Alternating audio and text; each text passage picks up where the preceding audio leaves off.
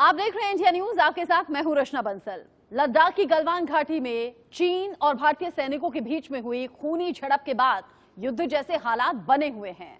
भारतीय जाबाजों ने धोखे से किए गए चीनी हमले का ऐसा जवाब दिया कि चीन कई साल तक इसे अब याद रखेगा। हालांकि ये पहला मौका नहीं है जब लद्दाख में भारतीय वीरों ने चीन को धूल चटाई है। साल 1962 में लद्दाख की रेजांगला घाटी में भारतीय वीर सपूतों ने अपने लहू से ऐसी शौर्य गाथा लिखी कि चीन जब भी उस युद्ध को याद करता है तो कांप जाता है।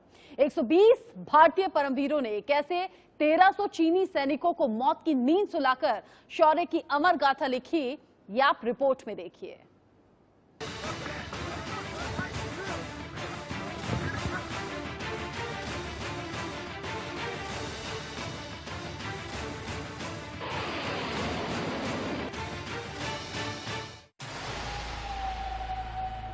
बीती 15-16 जून की दरमियानी रात लद्दाख की गलवान घाटी में चीन का विश्वासघात और फिर भारतीय जांबाजों का पलटवार।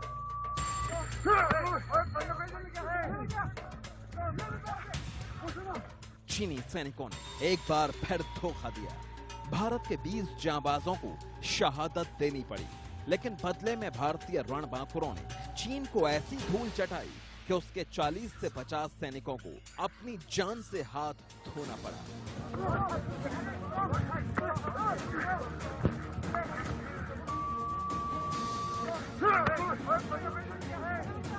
लद्दाख की पहाड़ियों में हाड़ जमा देने वाली ठंड के बीच 16 बिहार रेजिमेंट के वीर सपूतों ने जिस बहादुरी का परिचय दिया, उसने एक बार फिर 19 नवंबर 1962 की यादें ताजा कर दी। हमने हिम्मत नहीं हारी है साहब, हम आखिरी सांस तक लड़ेंगे।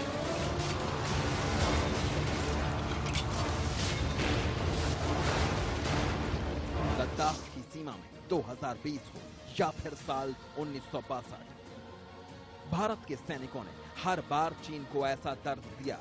लद्दाख की इन्हीं बर्फीली पहाड़ियों में 58 साल पहले 120 परमवीरों ने चीनी सैनिकों से लड़ते हुए ऐसे अदम्य साहस का परिचय दिया था।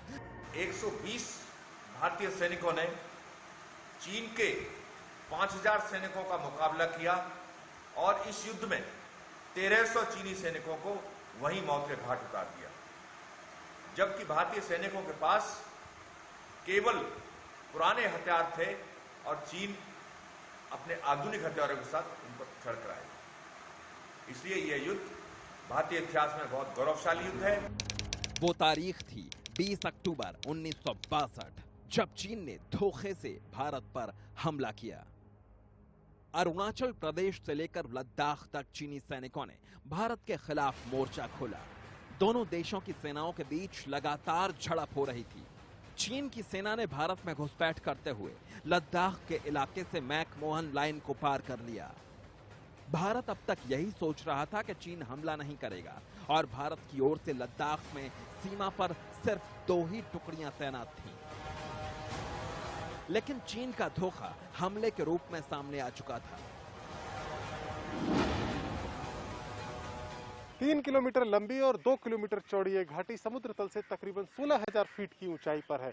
उस रात -30 डिग्री सेंटीग्रेड की ठंड थी और ऐसी हड्डियां गला देने वाली ठंड में चीनी सैनिकों का सामना करने की जिम्मेदारी 13 कुमाऊं रेजिमेंट की थी, जिसकी अगुवाई मेजर शैतान सिंह कर रहे थे।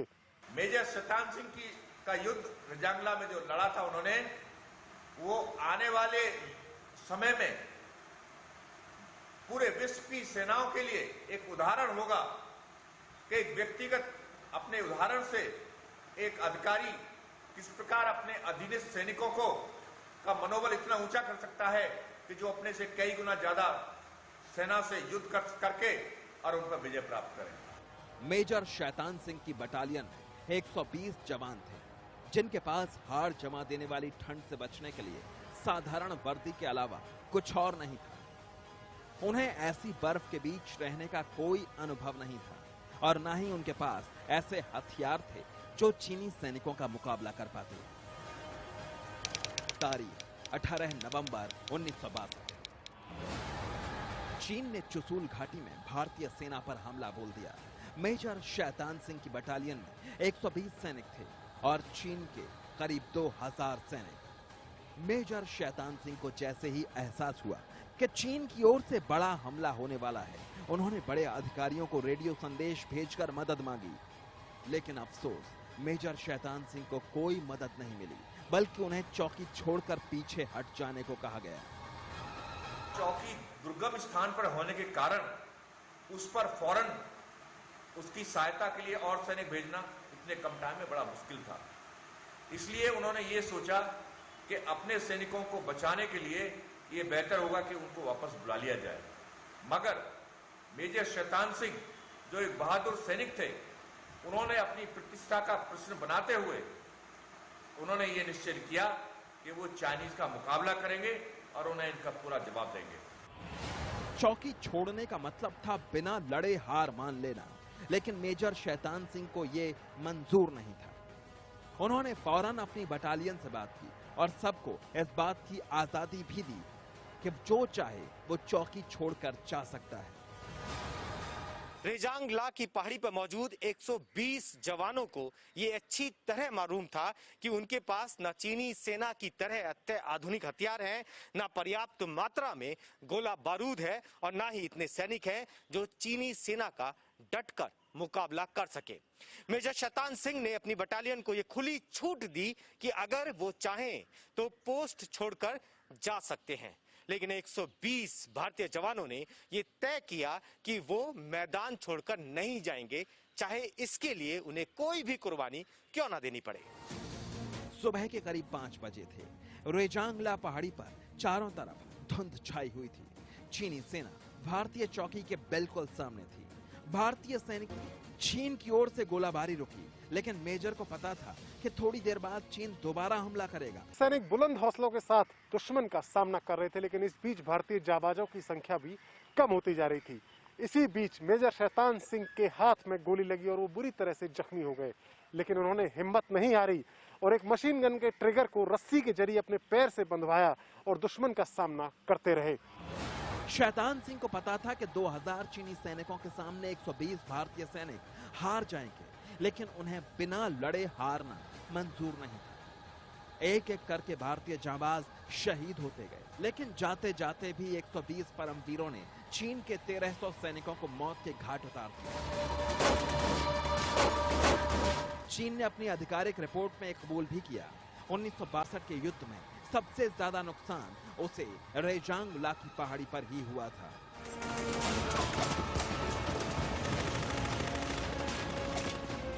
भारत चीन से युद्ध हार चुका था। युद्ध खत्म हुए 3 महीने बीत चुके थे, लेकिन शैतान सिंह के शव के बारे में किसी को कोई जानकारी नहीं थी। रेजांग ला की पहाड़ियों से बर्फ पिघलने लगी तो रेड क्रॉस सोसाइटी और सेना के जवानों ने खोजबीन शुरू की। मौसम बदलने के बाद गडरिये भी इस इलाके में भेड़ चराने जाने लगे।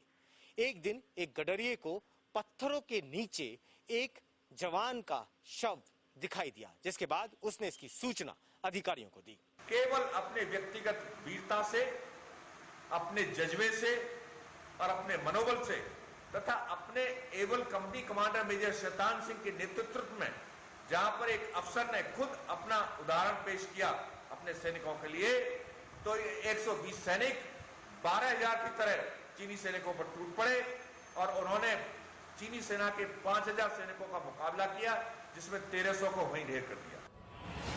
गडरिये की खबर के बाद सेना वहां पहुंची। उन्होंने जो देखा उसे देखकर सबके होश उड़ गए।